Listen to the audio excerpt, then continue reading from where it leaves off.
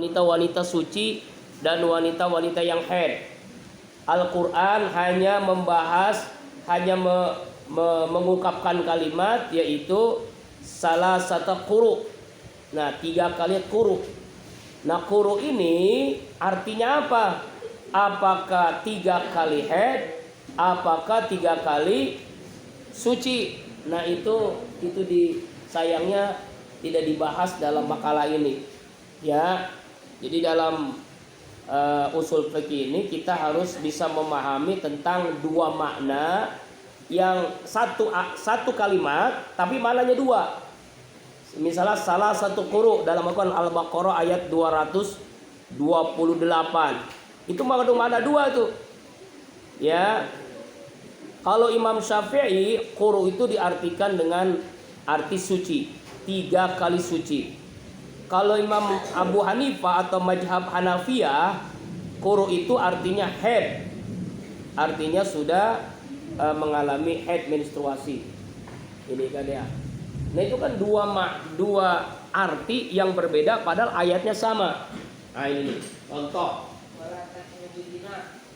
Salah satu quru. Quru nih. Ya kan? Quru ini apa ini? Ulama mengartikan ada yang haid, ada yang suci. 3 kali suci apa 3 kali haid? Ini berbeda ini. Ya, kalau menurut Imam Syafi'i ini suci.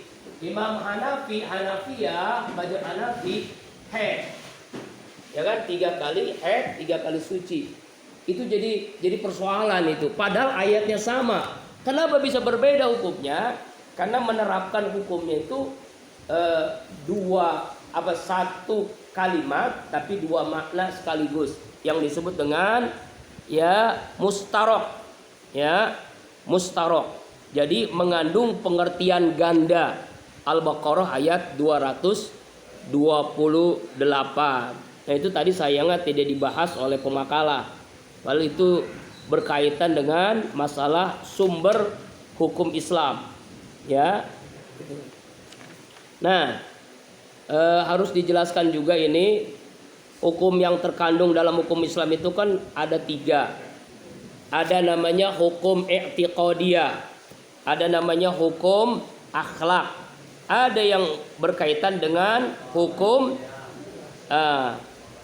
yang berkaitan dengan ibadah, yang berkaitan dengan muamalah. Ini nih, ini yang tadi saya nggak dibahas nih. Nah, maksudul ahkam. Jadi Al-Quran, kembali lagi ya dari Al-Quran ini. Al-Quran itu ada 3.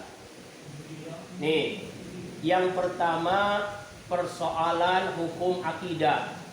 Yang kedua persoalan hukum yang berkaitan dengan akhlak. Ya, berkaitan dengan akhlak. Dan yang ketiga berkaitan dengan hukum. Ya, hukum ini ada yang ibadah, ada yang muamalah. Nih, Al-Quran ini. Yang berkaitan dengan akidah, contohnya pembahasan tentang iman kepada Allah. Ya, persoalan akidah. Kalau persoalan dengan akhlak, misalnya akhlak mulia, akhlak terpuji. Ya, akhlak mulia namanya mahmudah, akhlak tercela namanya majmudah. Nah, kemudian masalah hukum. Hukum ini masalah ibadah. Contoh ibadah itu sholat, puasa, zakat, haji. Ya, masalah muamalah yaitu berkaitan dengan jual beli. Ya kan ya, gadai menggadai, utang piutang. Nah, ini nih. Ini Al-Quran ini 3 hal yang dibahas di dalam sumber hukum Islam. Jadi hukum-hukum yang dikandung di dalam Al-Quran pada intinya ada 3. Hukum akidah, i'tiqad, hukum akhlak, hukum yang berkaitan dengan ibadah dan muamalah. Ini pada intinya nih, yang tadi tidak dibahas oleh makalah ya. Udah, ada yang ditanyakan? Ada yang ditanyakan lagi nggak? Sudah paham berarti ya? Alhamdulillah.